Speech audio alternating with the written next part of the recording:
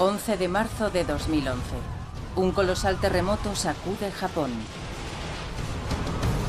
El descomunal temblor de magnitud 8,9 abre grietas a su paso en casas, negocios y barrios densamente poblados.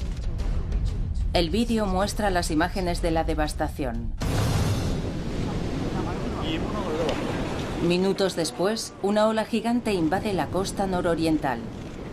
El tsunami arrasa el aeropuerto de Sendai y la gente huye despavorida para ponerse a salvo.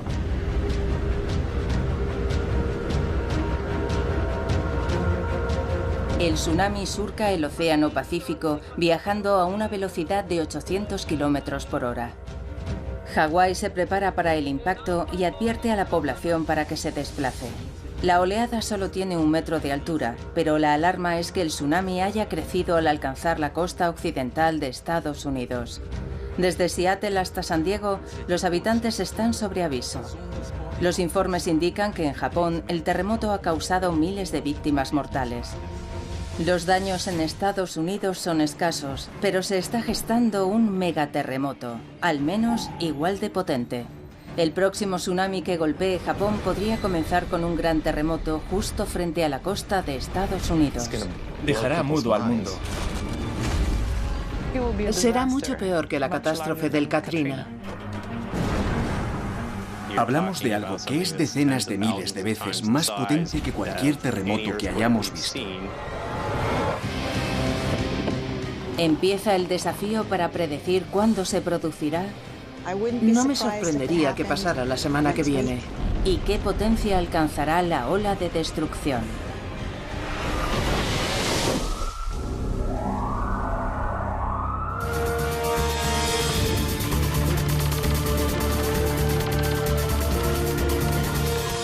Tierra de catástrofes. Terremoto. El terremoto de Japón fue el más grande de los registrados en el país.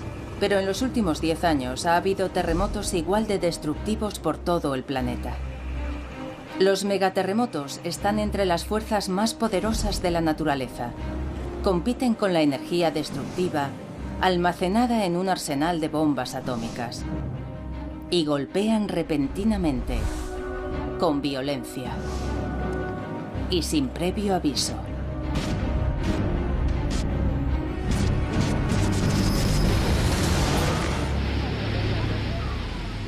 En 2004, un megaterremoto desencadenó en Sumatra un monstruo que mató a más de 250.000 de personas.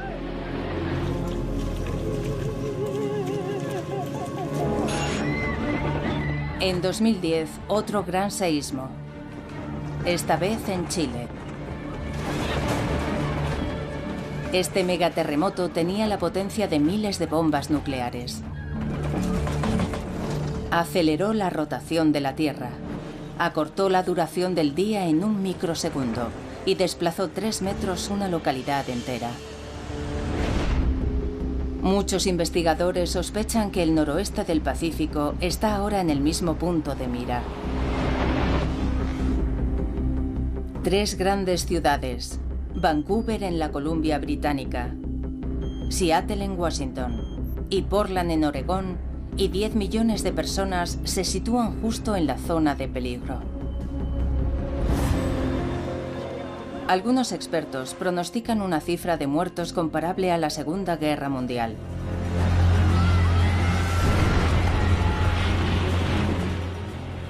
En la que murieron hasta 4 de cada 1000 personas.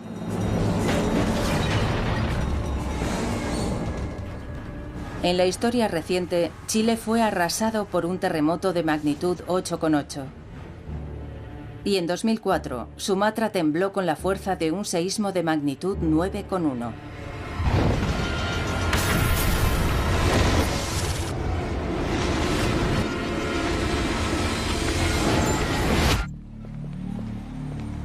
Los investigadores piensan que la amenaza de un megaterremoto es real.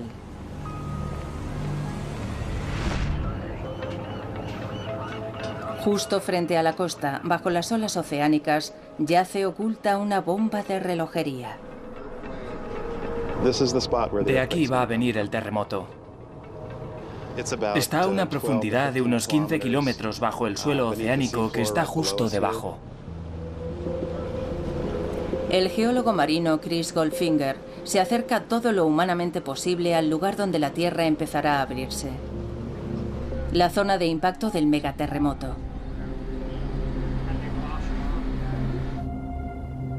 Preferimos creer que la Tierra bajo nuestros pies es sólida. Pero fíjense bien, la corteza en realidad está formada por alrededor de una docena de placas que se desplazan, se extienden y friccionan entre sí a lo largo de las líneas de falla. Así es como se gestan los grandes terremotos. En Cascadia, una de las placas del Pacífico llamada Juan de Fuca converge con la norteamericana y se hunde por debajo de ella. Es una franja especial llamada zona de subducción. Un megaterremoto se forma cuando dos placas se quedan enganchadas, aumenta la presión y al final se liberan con furia. Los investigadores no pueden mirar en el interior de la Tierra y observar las placas, pero los instrumentos de alta tecnología dibujan un panorama de catástrofe inminente. Una cámara submarina graba imágenes del lugar donde ambas placas están en contacto, a unos 100 kilómetros de la costa. El vídeo apenas revela señales de alarma, pero Goldfinger ve fuerzas descomunales y peligrosas en acción. Bien, vamos a sacarlo. El sonar detecta lo invisible para la cámara.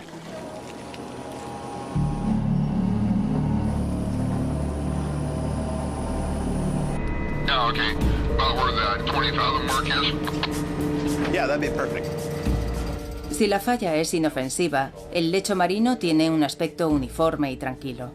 Y eso indica que las placas se están deslizando una junto a otra sin impedimentos. Si el sonar detecta montañas, es que las placas están enganchadas y se gesta un terremoto.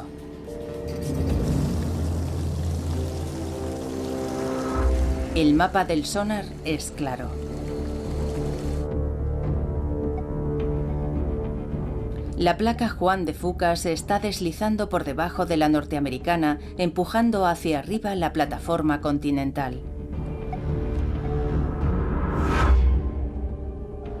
Pero no están deslizándose sin rozarse. Están atascadas en una colisión. La placa norteamericana se está arqueando debido a la presión de la placa oceánica y en algún momento se liberará de repente con una tremenda sacudida. Un terremoto de subducción es el seísmo más impresionante que hay, porque las dimensiones del terremoto son proporcionales a la superficie que mueve mientras se produce. Y esa superficie es enorme. Mide unos 1000 kilómetros de largo y se extiende desde el sur de Canadá hasta el norte de California. Tiene al menos 50 kilómetros de ancho. Es tan grande como Irlanda. Una superficie tan extensa crea un terremoto colosal. La falla que lo origina es tan grande que los científicos la han llamado megasacudida. Aunque ya se han registrado otros con anterioridad, ninguno ha puesto en peligro una zona tan desarrollada como Cascadia. En los últimos tiempos no ha habido ningún megaterremoto en una gran ciudad. El mundo aún no ha visto tal grado de destrucción en una gran urbe.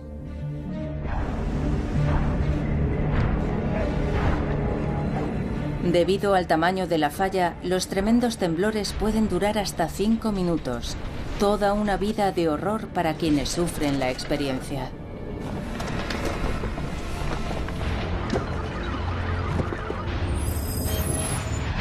Los terremotos en zonas de subducción son diferentes porque tardan mucho más en romper debido a que la fractura abarca una extensa zona.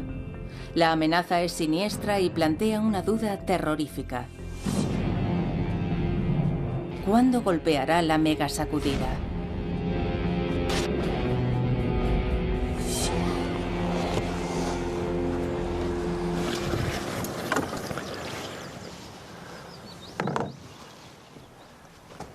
Los geólogos Rob Wither y Tim Walsh buscan pistas.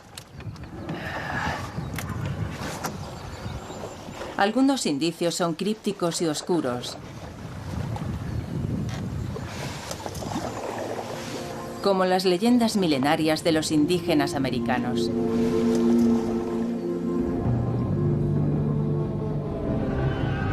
Hablan de una batalla campal entre dos criaturas míticas, el ave del trueno y la ballena. Algunos interpretan que el ave del trueno representa una fuerte sacudida terrestre y la ballena, el mar. Estos relatos indígenas describen una batalla típica en la que el ave del trueno atrapa a la ballena y la suelta en la tierra. Para los geólogos, la violenta agitación representa un terremoto. Las leyendas también insinúan que la agitación hizo que el mar invadiera la tierra.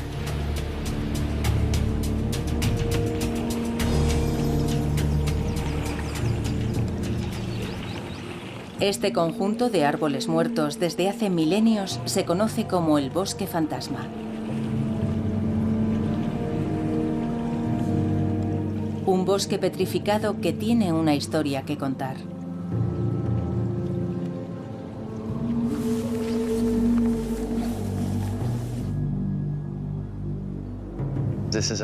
Este bosque que tenemos detrás era un bosque sano, exuberante, repleto de cedro rojo del Pacífico y pícea de Sitka.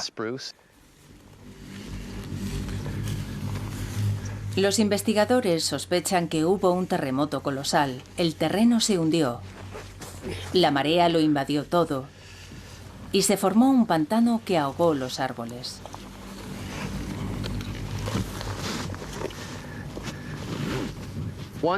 Al quedar sumergido, el bosque no pudo sobrevivir en agua salada y los árboles empezaron a morir. No es el único caso. En Alaska, un terremoto causó la muerte de un bosque en 1964. La sacudida de magnitud 9,2 fue de las mayores registradas en la historia. Hizo que la costa se hundiera y el mar invadiera el terreno, igual que en Cascadia. Sería una asombrosa coincidencia que le hubiera causado otra cosa que no fuera un gran terremoto, como los que hemos visto. La datación por carbono demuestra que el bosque fantasma se destruyó hacia el 1700, aunque la fecha definitiva la confirma otro hecho, acaecido al otro lado del mundo. En Japón. Y que también causó una gran inundación. El reciente tsunami de Japón no ha sido el primero en golpear el litoral japonés. Surgidas de la nada, unas olas gigantescas alcanzaron violentamente la costa. Ocurrió el 27 de enero de 1700, en la época en que murieron los árboles de Cascadia. Apuntaba a Cascadia como el lugar donde se había formado el tsunami. Las piezas encajaban. En enero de 1700 había tenido lugar un terremoto colosal que había hundido la costa y anegado los bosques. Y de la misma forma que con el reciente terremoto de Japón, se formó un tsunami que en poco tiempo alcanzó las costas americanas. El terremoto de Cascadia también había generado un tsunami tan potente como para inundar las tierras de los desprevenidos campesinos a miles de kilómetros. Tuvo que ser un terremoto de magnitud 9 o 9,1. Es decir, tuvo que romperse toda la zona de subducción de Cascadia, de un extremo a otro, y eso es una distancia de unos 1000 kilómetros. Los megaterremotos han azotado Cascadia en un pasado reciente. ¿Cuándo golpeará el siguiente?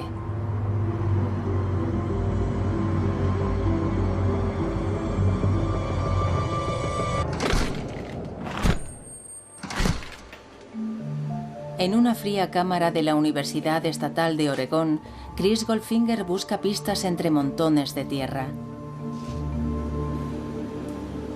Son muestras que ha recogido del suelo oceánico a gran profundidad. Goldfinger sospecha que podrían revelar la frecuencia de los megaterremotos. Tiene unas 200 muestras de testigos de sondeo. Juntas cuentan una historia que abarca 10.000 años. al menos para un geólogo capaz de interpretarlas. Lo que vemos aquí dentro son sedimentos de los últimos miles de años. Esto es un terremoto que va desde aquí hasta aquí. A partir de los sutiles cambios en el terreno, Goldfinger deduce un patrón. Los cambios marcan dónde se ha desencadenado un deslizamiento de tierras submarinas debido a un terremoto. La datación por carbono determina en qué momento golpean las ondas sísmicas. Los resultados no auguran nada bueno. En los últimos 10.000 años se han producido megasacudidas aquí en 19 ocasiones. El terreno que está debajo de Cascadia no es tan estable como se pensaba. El periodo mínimo entre un terremoto y otro es de 170 a 200 años. Ya han pasado unos 310 desde el último, y es probable que se produzca otro terremoto. Nuestros instrumentos no pueden medir con precisión cuándo golpeará el próximo megaterremoto. Pero el geólogo Tim Melbourne ve indicios de lo destructivo que puede llegar a ser. Bueno, vamos a ver lo que tenemos aquí. Este instrumento es lo último en sistemas de localización de posición.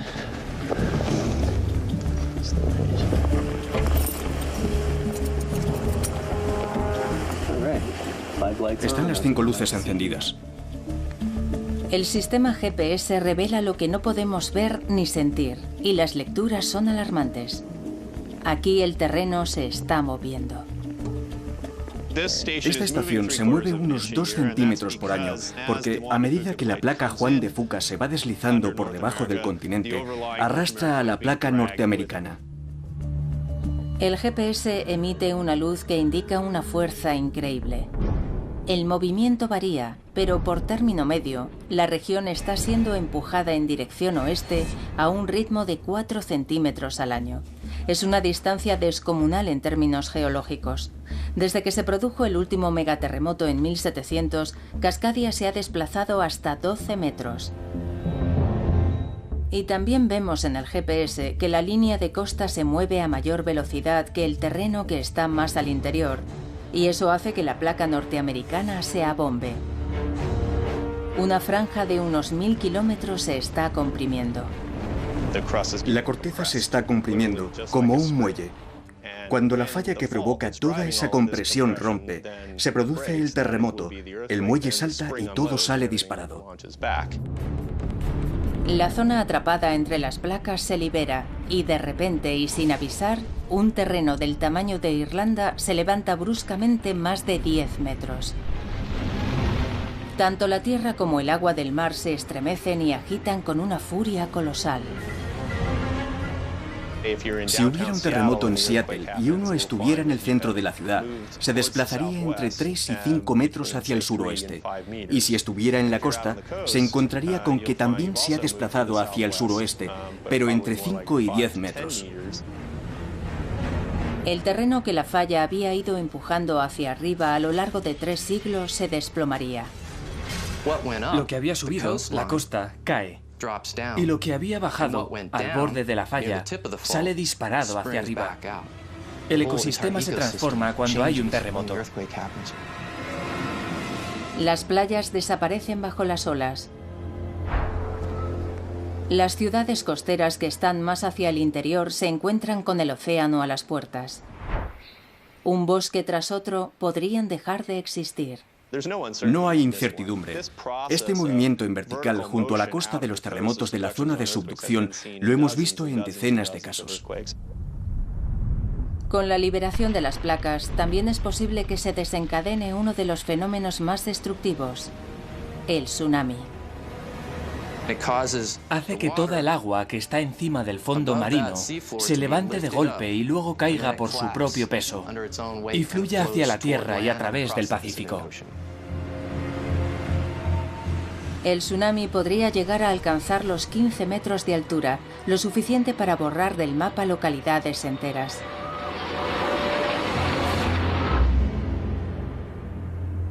La falla tectónica de Cascadia empieza a revelar las fuerzas titánicas que están en liza. Pero queda una duda. ¿A qué distancia de las áreas metropolitanas se está moviendo la falla y genera las ondas sísmicas?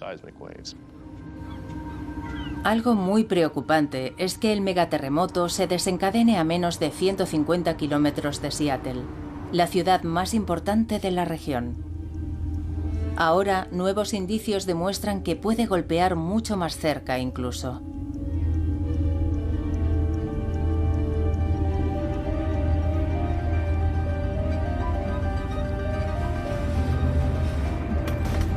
No lejos de Seattle, la falla está vibrando.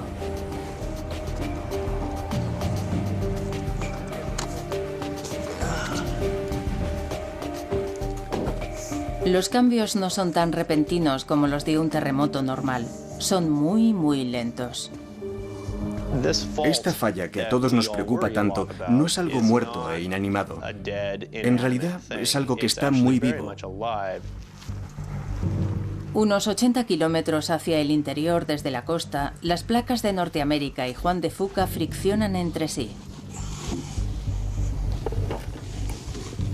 Melbourne hace un seguimiento de los temblores en un instrumento subterráneo que registra los movimientos de la falla. Rex, hay que poner esto abajo, en la arena.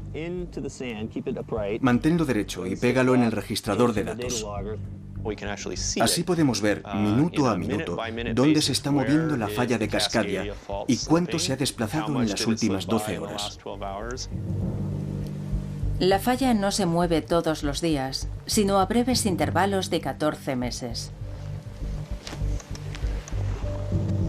Los cambios son los primeros movimientos sísmicos que los expertos han aprendido a predecir aquí. Y llegan como un reloj cada 14 meses. En el laboratorio de Melbourne, en la Universidad Central Washington, se vierten los datos de todos los instrumentos repartidos por el estado. Melbourne los analiza por dos motivos: las señales de un episodio más grave y lo cerca que se sienten los temblores en Seattle.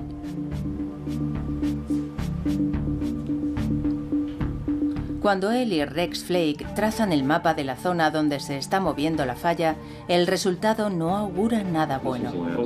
Sí, esta es por lo menos un 60% más grande. La zona de la falla atascada no se detiene en la costa de Cascadia, penetra en el continente, al menos en la región del estado de Washington, como mínimo unos 80 kilómetros. Las zonas atrapadas parecen extenderse mucho más tierra adentro de lo que se pensaba. Eso indica que se trata de un temblor mucho más potente, mucho más cercano a donde viven personas. En la práctica es el doble de ancho que la falla, y al duplicar el ancho, se duplica la cantidad de energía que libera la falla. Al duplicarse la energía liberada, se convierte en un terremoto de una potencia colosal. Quizá el mayor que pueda haber en todo el planeta. Y podría golpear mucho más cerca de Seattle de lo que puede nadie imaginar. Y causar una destrucción masiva. Hablamos de algo que es decenas de miles de veces superior a cualquier terremoto que hayamos visto en energía liberada. Seattle debe prepararse para una catástrofe que no previeron quienes edificaron la ciudad. Pero no es la única ciudad que debe asimilar la funesta noticia. En medio del continente, en el corazón de América, podría estar gestándose otro gran terremoto.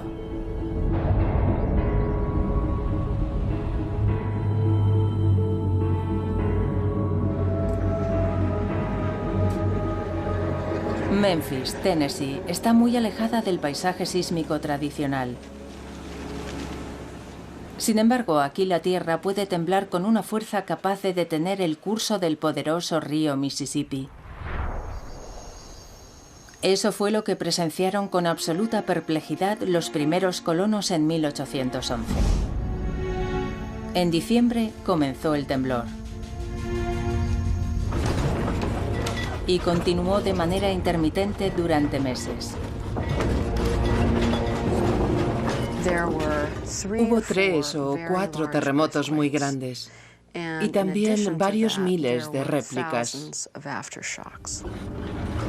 Los relatos de los testigos describen tremendos temblores que derriban árboles y chimeneas en un área de 100.000 kilómetros cuadrados, el tamaño de Islandia.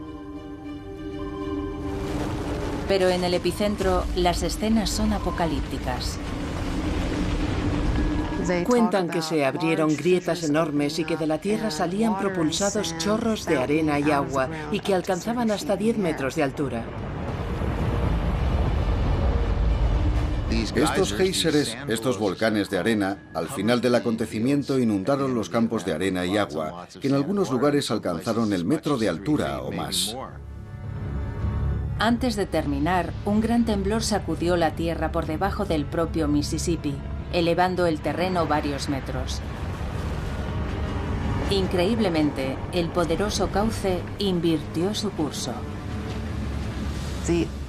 El terreno elevado habría interrumpido la corriente del río y lo habría obligado a fluir temporalmente en sentido contrario. Hace tiempo ya que el Mississippi retornó a su cauce natural, pero quedan vestigios de los géiseres de agua y arena.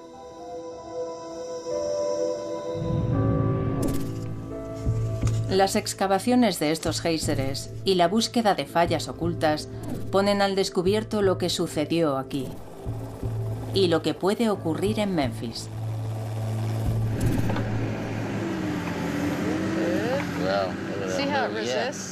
Martisha Tuttle y Eugene Buddy Zweig descubren información muy preocupante enterrada en los campos.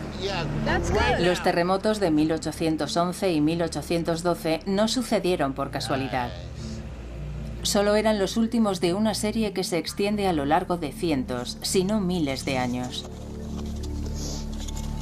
Esto es el dique de arena por donde el agua y la arena salieron disparadas a la superficie. Los terremotos transformaron la tierra húmeda y arenosa en un fluido. La presión del agua entre los granos de arena aumenta por el temblor y hace que se separen y dejen de estar en contacto unos con otros. El material deja de ser una simple capa de arena para comportarse como un líquido. Los temblores licuaron el terreno hasta una profundidad de 6 metros aproximadamente. El aumento de la presión dentro del terreno licuado lo obligó a buscar una salida. Hizo erupción.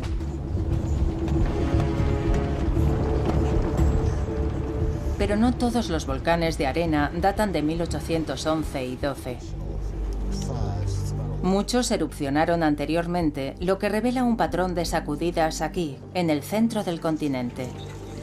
Los más antiguos se concentran en torno a los años 1450 y 900 después de Cristo, y hay algunos más antiguos aún. Cada 500 años parece ser que ha habido también un gran terremoto, en realidad una sucesión de terremotos. En una región donde apenas existe otra actividad sísmica, a miles de kilómetros del borde de la plataforma continental, esta repetición cada 500 años ha convulsionado el campo de la ciencia que estudia los terremotos. Si sobrevuelas la parte central de Estados Unidos, ves un paisaje de granjas muy tranquilo, sin montañas. No hay declives bruscos del terreno. ¿Qué fuerzas ocultas generan estos terremotos? Beatriz Magnani, de la Universidad de Memphis, intenta descubrirlas. Cuando no hay fallas visibles en la superficie, Magnani enseña a sus alumnos a buscar fracturas subterráneas.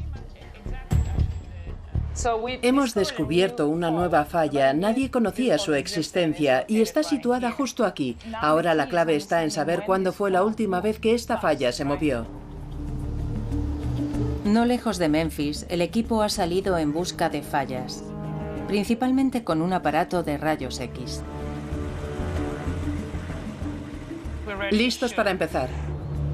Utilizan las ondas sísmicas, las mismas ondas que genera un terremoto.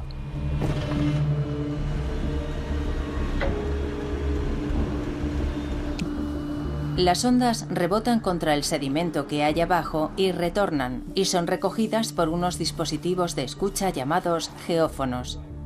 Los datos registrados revelan la existencia no de una falla, sino de muchas. Nos encontramos con que hay múltiples fallas que están ocultas bajo los sedimentos del río Mississippi. Es un fenómeno fuera de lo común que los geólogos todavía se afanan en comprender. Como una alfombra gastada, el territorio continental norteamericano tiene una zona débil. Hace miles de millones de años, el continente empezó a fragmentarse. No prosperó, pero el desgarro nunca terminó de cerrarse y dejó una fisura. La grieta se sitúa ahora como una cicatriz en medio del continente y atravesando esta fisura encontramos enormes fallas. Se piensa que estas fallas se están reactivando ahora, 500 millones de años después. Los científicos aún no saben por qué las fallas se mueven y generan terremotos, pero cuando tiene lugar uno, puede desencadenar otro en las proximidades. Seguramente por eso, en lugar de haber un solo terremoto en 1811 y en 1812, en realidad hubo múltiples episodios, porque hay tantas fallas fragmentándose en esta zona que cuando una grande se rompe tiene que amoldarse a las demás. Los constructores de Memphis nunca lo supieron, pero habían edificado su ciudad muy cerca de un importante sistema de fallas.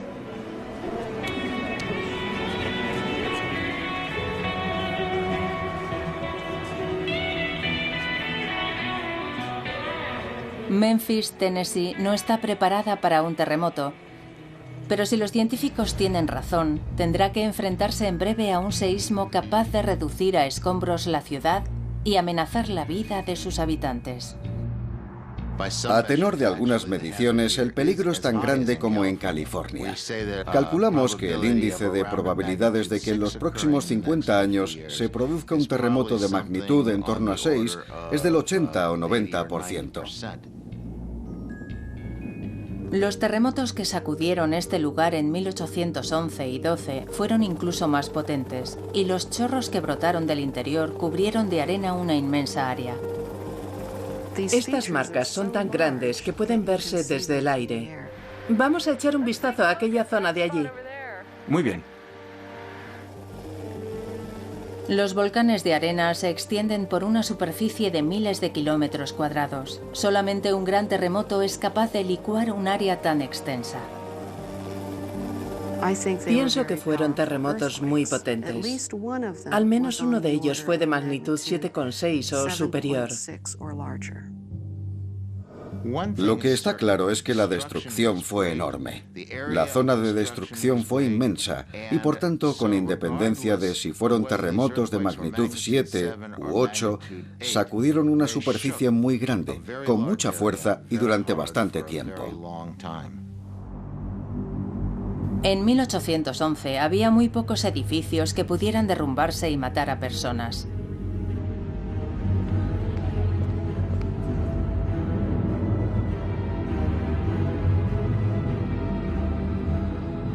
Pero hace muy poco hemos sido testigos de lo que puede suceder cuando un potente terremoto sacude una ciudad desprevenida.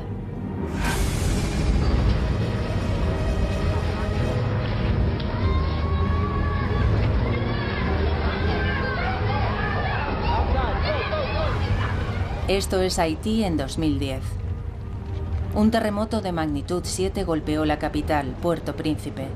No fue tan potente como los terremotos de 1811 y 12 en Estados Unidos, y sin embargo dejó a la ciudad de Puerto Príncipe sumida en la ruina absoluta.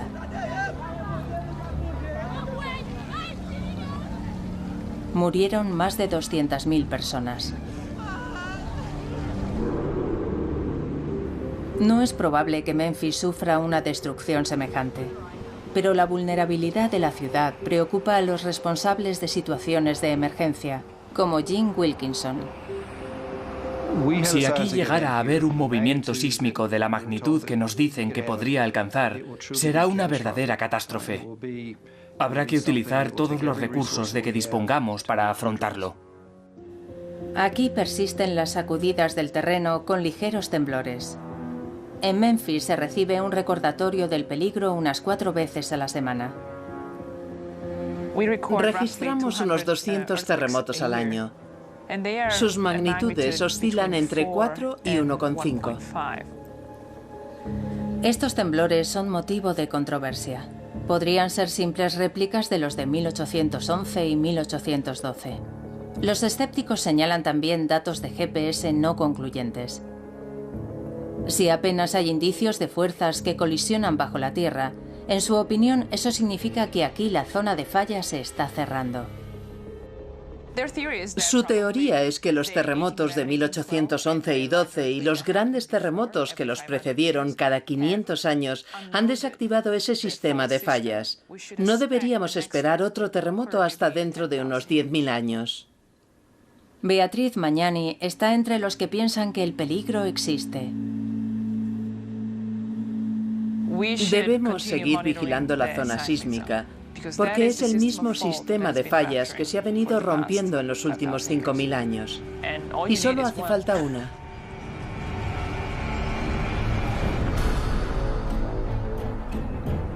A las afueras de Memphis hay una falla oculta que podría comportarse como un muelle. Está a punto de saltar. Los terremotos ocurren prácticamente a diario. Sabemos por la historia que fueron episodios graves y muy destructivos y hay consenso sobre que el peligro es real.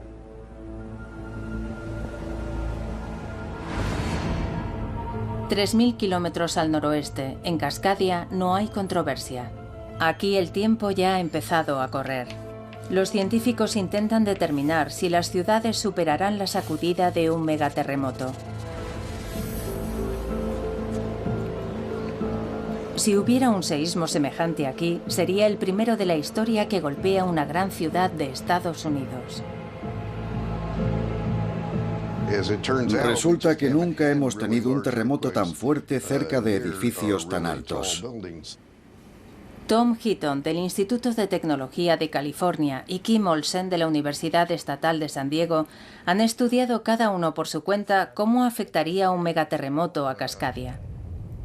En el modelo tridimensional de Olsen, toda la región sufre una brusca agitación. Aparece coloreado de amarillo y verde. Es un fenómeno observado en muchos terremotos. El terreno se agita de un lado a otro muy deprisa. Con una vibración tan rápida, los edificios de ladrillo sin reforzar tienden a derrumbarse. Son edificios que suelen terminar en escombros, matando a las personas que están dentro.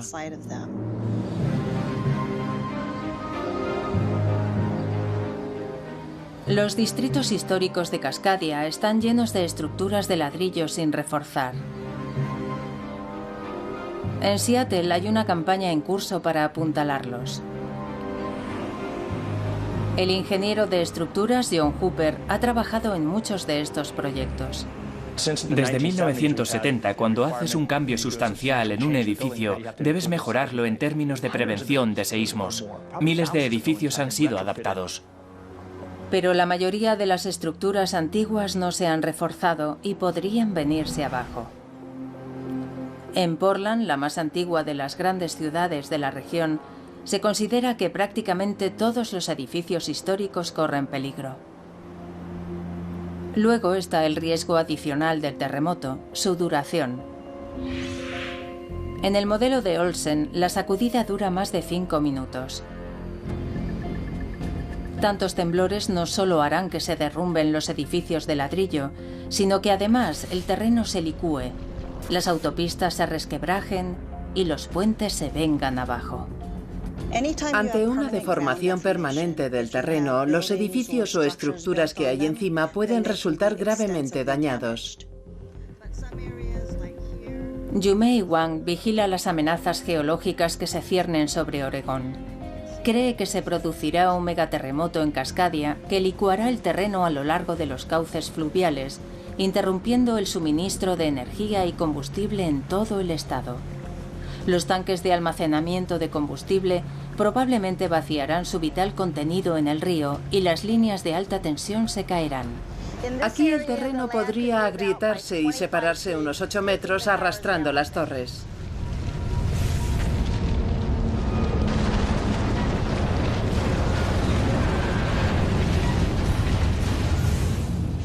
Lo que más preocupa a Heaton y Olsen es cómo se comportarán los rascacielos. sobre todo los de la ciudad más importante de la región, Seattle.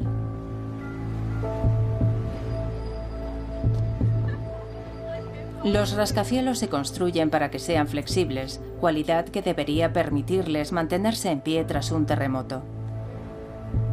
Pero un megaterremoto en Cascadia no solo inundaría Seattle de bruscas sacudidas, sino de otro tipo de ondas. En el modelo de Olsen son de color rojo y azul. Se transfiere una gran cantidad de energía a las ondulaciones con una gran longitud de onda. Me refiero a las largas ondas con el movimiento de una montaña rusa. Estas ondas con gran longitud de onda hacen que el terreno se ondule, casi como olas oceánicas. La gente de la calle puede no percibir el peligro, pero los rascacielos comenzarán a balancearse bruscamente. Solo los grandes terremotos como el de magnitud 8,8 que golpeó Chile en 2010 generan esta clase de ondas.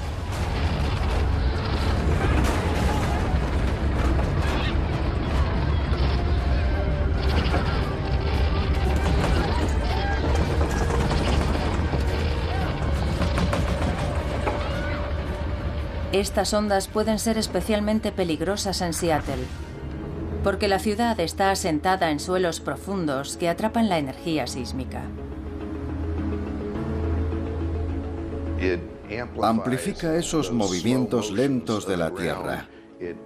Hace que sean mayores y que duren más tiempo.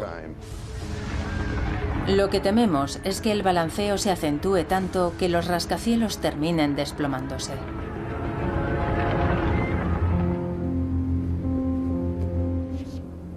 Tom Heaton ha hecho los cálculos una y otra vez, y sus conclusiones son preocupantes. Si la parte superior del edificio oscila más de unos 90 centímetros con respecto a su base, empezarán a verse algunos daños permanentes. Y es posible que lo veamos derrumbarse. Heaton cree que hay muchos edificios de 10 o más plantas que peligran. John Hooper reconoce que algunos rascacielos podrían caer, pero asegura que no la mayoría.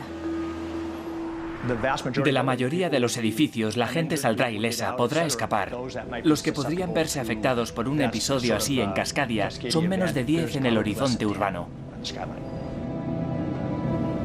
Aún así, miles de personas viven y trabajan en estos edificios. Ellos y millones más podrían sufrir en breve una de las peores catástrofes naturales que han golpeado a Estados Unidos. El efecto no será solo en Seattle. Podría ir desde Vancouver, todo hacia el sur hasta el norte de California.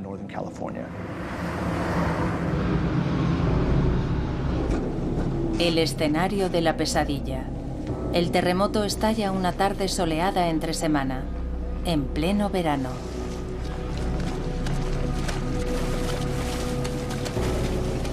Muchos están en el trabajo, en estructuras altas, en antiguos edificios de ladrillo que pueden derrumbarse. Miles más están disfrutando en la playa.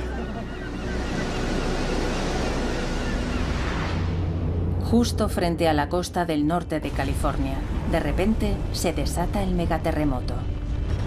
La ruptura comienza en un extremo de la falla rasgando como una cremallera. Avanza a unos 3 kilómetros por segundo. Al salir disparada hacia arriba, la placa norteamericana genera un tsunami. A 1000 kilómetros por hora, tardará 4 horas en alcanzar Hawái.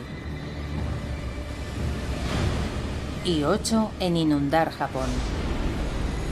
Se espera que allí la mayoría se haya desplazado a terrenos más elevados.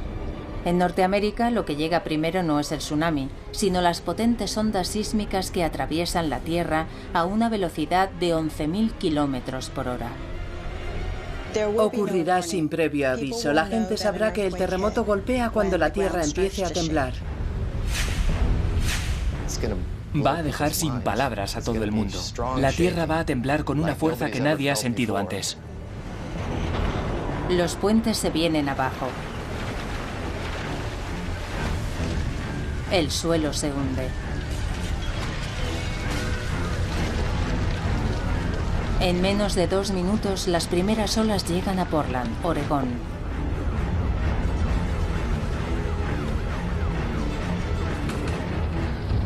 Yo buscaría algo resistente como una mesa maciza y haría lo de agacharse, cubrirse y sujetarse fuerte. Las personas que estén en los edificios históricos de la ciudad no tendrán mucho tiempo. Cientos, si no miles, podrían verse atrapadas en ellos. En menos de 30 segundos, las primeras olas llegan a Seattle. La violenta sacudida no es sino el principio de lo que le espera a la mayor ciudad de Cascadia.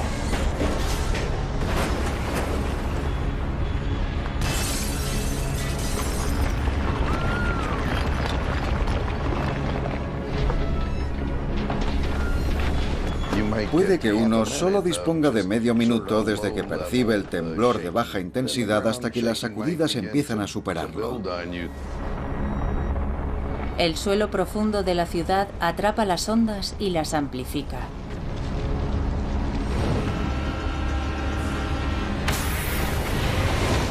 Si estás en un edificio alto, notas que empieza un tambaleo enérgico.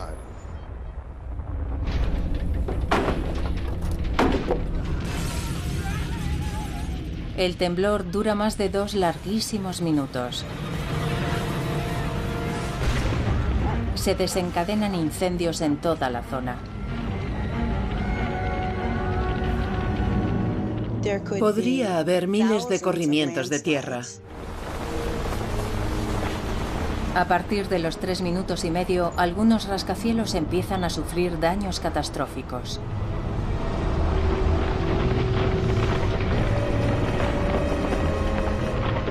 En la mayoría de los edificios de acero empezarán a fracturarse las soldaduras.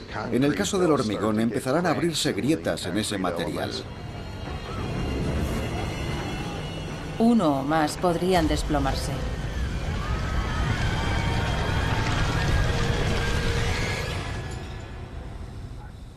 Parece una eternidad, pero al cabo de 5 minutos y medio, el suelo al fin deja de temblar. Los supervivientes de las ciudades desalojan la zona. Acaban de sufrir uno de los fenómenos más violentos del planeta.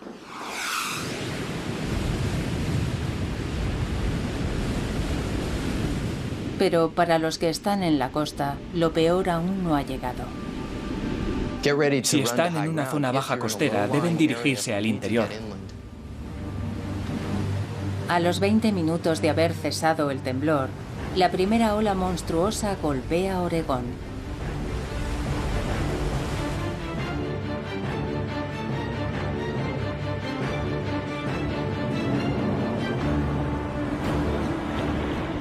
No es una simple ola. Es una sucesión de olas que seguirán llegando durante muchas horas, incluso un día.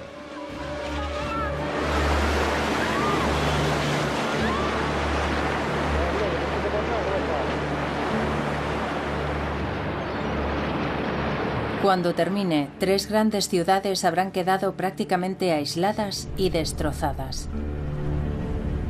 Kilómetros de litoral habrán sido borrados del mapa. Miles de edificios habrán quedado destruidos o con daños permanentes. Más de 1 millón de personas se habrán quedado sin hogar. En Oregón habrán muerto hasta un total de 5.000 personas. Y pensamos que es un cálculo a la baja y que la cifra puede ser mayor. Es como nuestro Katrina, aunque pensamos que los daños serán muy superiores. Con la planificación adecuada, los servicios de emergencia no tardarán en llegar a la zona. Los helicópteros traerán el combustible y los alimentos y medicamentos necesarios. Y poco a poco, la región volverá a la vida. Pero la clave para una pronta recuperación es la prevención. Entonces, con esta adaptación, lo que hace es conectar los suelos con las torres. Sí. Para que se mueva todo a la vez. Sí. Lo que ve aquí es el acero que hemos colocado. Hay múltiples técnicas de ingeniería estructural que se pueden aplicar para reforzar el edificio y evitar que se derrumbe. Cientos de personas trabajan en este laboratorio de la Universidad Estatal de Portland. Piensan que se hubiera derrumbado en un megaterremoto en Cascadia. Si se hace la adaptación adecuada, este edificio se comportará mucho mejor que un edificio normal. Estados Unidos es un país resistente. Después de sufrir catástrofes como la del Katrina o los atentados del World Trade Center, fuimos capaces de recuperarnos y después de un terremoto en Cascadia, sabremos recuperarnos. Hoy, un día cualquiera de verano, Cascadia es la imagen de la tranquilidad, completamente ajena al peligro que acecha en el fondo del mar y en las profundidades de sus majestuosos volcanes. Portland, Vancouver y Seattle están a salvo. Por ahora.